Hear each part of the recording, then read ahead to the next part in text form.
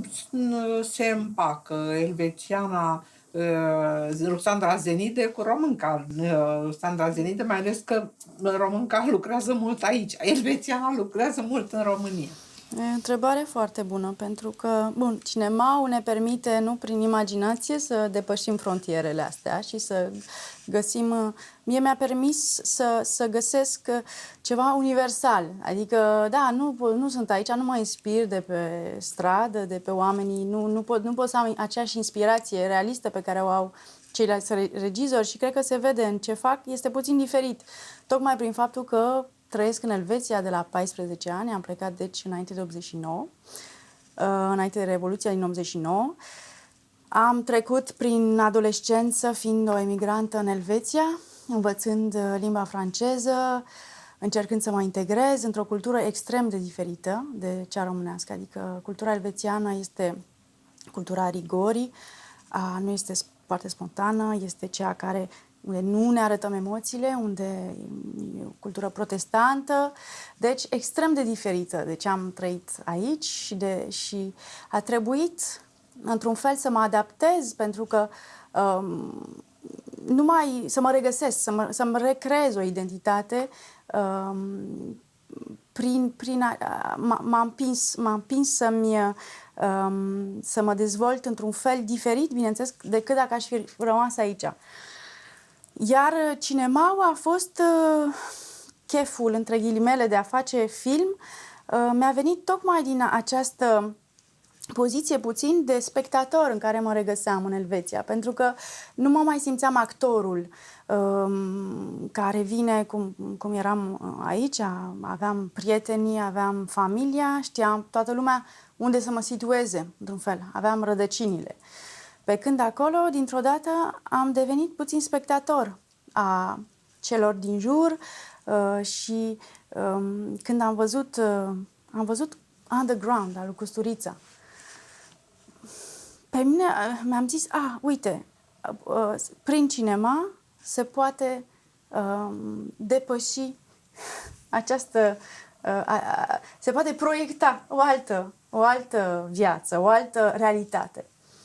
Și totuși, tot ce ai făcut până acum, de la Stejarii Verzi și până la acest miracol al lui Techir, sunt plasate în România. Este vorba de o chemare, este vorba de motive mai degrabă practice, financiare, de organizare și așa mai departe, sau sunt îmbinate astea? Nu a fost niciodată un motiv financiar, ci pur și simplu poveștile care se trezeau în mine erau legate de România. Pentru că vroiam să vin aici să regăsesc ceva pierdut, sigur, ceva care vreau să le reconstruiesc și toate poveștile pe care le imaginam se petreceau aici, adică România și locurile de aici erau un personaj în sine. De altfel și în Rina și în Miracolul din Techir și în Green Oaks, locurile sunt un personaj al filmului. Deci a fost o chemare să spun poveștile aici până acum. Acum s-a schimbat, cred că... Asta vreau să întreb, vorbim la timpul trecut. Va mai fi în continuare, adică poveștile care îți umblă prin minte mai au legătură cu România sau nu? Nu acum. Acum simt un fel că s-a încheiat ceva, ca un fel de pagină, de capitol care s-a încheiat și o să revin sigur, dar cred că o să îmi vin povești în alte locuri, ceea ce e bine, mă bucură. Simt simt că s-a încheiat ceva. Da, îmi spuneai că rămâi totuși foarte legată de România, dacă acum ai înființat și o societate de distribuție aici. Nu eu. Eu așa credeam că... Nu, avem o societate de producție. De producție care e aici? Da. Aha. Da. Și colaborăm pe proiecte de autor, pe proiecte... Și care produce ce exact? Lungmetraje, a coprodus, de exemplu, Miracolul din Techir, a coprodus Copilăria lui Icar, coproducem alte filme documentare. Și în Elveția există și acolo o structură Avem de și acolo o producție. structură de producție, exact. Aha, care se numește cum? Elefant Film. Și Elefant asta de Film, aici? tot Elefant Film. Amândouă sunt, Da. sunt la fel. Și în Elveția ce produceți? Am produs Amos Ghitai, am produs filmele noastre, ale mele și ale lui Alexandru Iodăchescu, am produs scurtmetraje care acum au mers prin toată lumea, prin festivale și documentare. Și vreți să le aduceți și în România sub o formă sau alta, adică tot așa, că pentru că scurtmetrajele și documentarele nu au o viață prea fericită în cinematografe, adică n-au deloc. În Așa, festival. dar în festivaluri vreți să participați cu ele sau deja ați participat? Au participat în lumea întreagă. Au avut un documentar, Le Mur et l'eau, Replica, care au luat premii, au mers în toată lumea festivalelor, scurtmetrajele Da, mai pe greu asta e de problema, da. Te întreb mai amănunțit, fiindcă încerc să mă imaginez cam care este viața cineastei Ruxandra Zenide între două filme. Ia uite, de la Rina la Miracolul de Techir au trecut 15 ani? 10 ani? 10, da. 10 ani, deci mult. Da. Ce face cineasta în timpul ăsta? A fost un moment unde am produs destul de mult, am lucrat la producție, am avut un copil, m-am ocupat de el, mi-a făcut plăcere să petrec timp cu el. Am scris un scenariu care nu s-a făcut, n-am avut finanțare, deci asta a însemnat câțiva ani care, într-un fel, nu au fost fructificați într-un proiect, dar au fost fructificați într-o experiență pentru mine, care m-a ajutat, m-a maturizat. Deci, da, producție de tot cu film. Tot în jurul tinerilor cineaști mai experimentați, mai... Haideți să vorbim puțin despre genurile de film pe care realizatoarea scenaristă Ruxandra Zenide le preferă.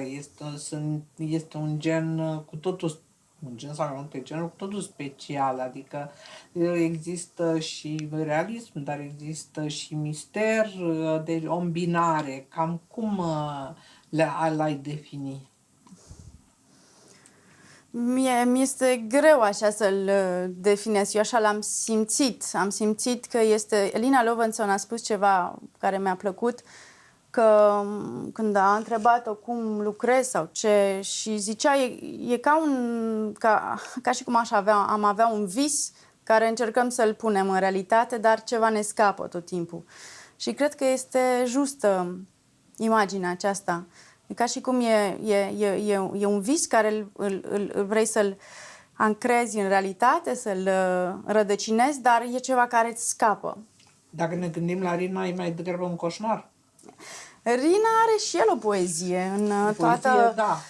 toată realitatea aceea crudă pe care o trăiește personajul. Are ceva puțin detașat. Personajul e puțin detașat de realitatea pe care o trăiește.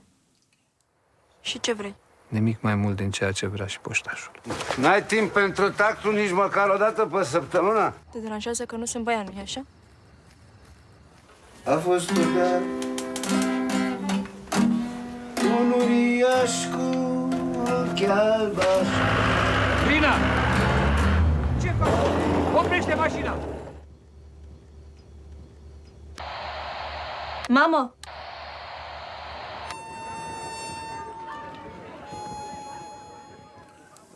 Da, ea are și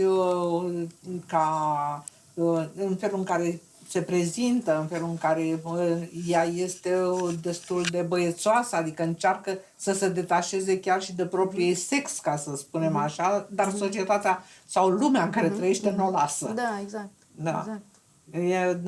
A fost un film foarte, foarte frumos și în care Dorotea Petre era extraordinară, ca și de-al minteri aici, în Techir. Înțeleg că îți place să lucrezi cu Dorotea.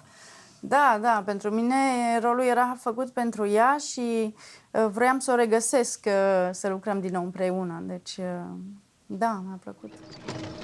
M-am dus să iau nămol de la gheol. Numai vindecătorii au voie să meargă în locul ăla și să ia nămol. Mi-era frică pentru că știu că gheolul înghite tot ce cade în el. Dar gheolul nu m-a înghițit. Fiecare bucățică din mine era vie și fericită. Luna următoare eram gravidă. Dacă vrei să prinzi copil, trebuie să faci tot ce îți spun. Cred că nu va fi o complicație nici în continuare, având în vedere că Dorotea a lucrat la fel de mult în străinătate pe cât a lucrat în România. E drept că, din păcate, din punctul meu de vedere, Dorotea nu lucrează suficient. Toată lumea spune asta și trebuie să audă și regizorii să, Da. să aibă, să facă pasul. Este o actriță pe care ecranul și aparatul de filmat o iubește. Pur și simplu o iubește. Așa e. Da, extraordinară. Da. Ce proiecte ar fi mai aproape de ziua de astăzi, ca să spun așa? Și Da, e un proiect pe care acum e încă în ambrionar, nu vreau să vorbesc despre el, dar e un personaj feminin care mi-a intrat în sistemul meu și pe care îl hrănesc acum și crește și e o poveste care, da, nu vreau să vorbesc încă de ea, dar este un proiect care s-a ivit. Și nu mai aștept 10 ani. Nu N-ar știu, fi să cazul. vedem. Da, poate nu. Da. Să vedem cum e viața. Nu se știe niciodată. Mai ales când ești cineasta al lumii, pentru că călătoria asta între mai multe zone, între mai multe arealuri, e ceva care cred că te și hrănește, dar într-un fel te și preocupă, te acaparează într-un fel. E solicitant, ca să spun așa. Da, trebuie să te repoziționezi, adică nu mai poți să ai aceleași repere. Îmi închipui că aici un regizor știe clar dacă vrea să facă filmul aici, are echipa, are contextul. Da, la mine trebuie să mă proiectez în altă Ca să nu mai vorbim de la rigoarea elvețiană la, să spunem frumos, dolce farniente-ul românesc, e cale lungă. Sunt foarte diferite culturile, dar foarte complementare. Cred că s-ar înțelege foarte bine. Oare? Și se înțeleg, da, în echipă. Bun, au fost și francezi, și francezii sunt diferiți, dar e un schimb extraordinar. Au adorat elvețienii să fie aici. Și cine s-a dat după cine, ca să spunem așa? Amândoi, și românii. Și românii le-a plăcut foarte mult elvețienii. Românii au devenit mai riguroși și elvețienii au devenit mai poeți? Da, mie mi se pare, nu știu, în echipa în care am lucrat erau foarte riguroși și erau... Adică este o spontaneitate organică. Câteodată rigoarea asta nu înseamnă că lucrul e mai bine făcut. Adică am remarcat că o anumită formă de organicitate îți dă rezultate câteodată mai bune decât o rigoare care te împiedică să vezi posibilități, adică să întorci capul și să zici, uite, firul e acolo, știi? Nu trebuie să te scoli la 6 săli sau... Da. Deci, pe mine m-a impresionat rigoarea pe platou de producție în România de făcut români. Nu mi se par deloc neri, sunt foarte tineri aici, lucrează enorm, foarte mult profesionalism, sunt foarte motivați, mă impresionează extrem de mult. Asta înseamnă că ai să revii. Da, o să revin, sigur, cum să nu. Te așteptăm. Mersi mult de tot. Mulțumesc. Mulțumesc. Măr gros, viermănos, te-am hrănit, te-am îngrijit, din fundul pământului să vii, din fundul pământului să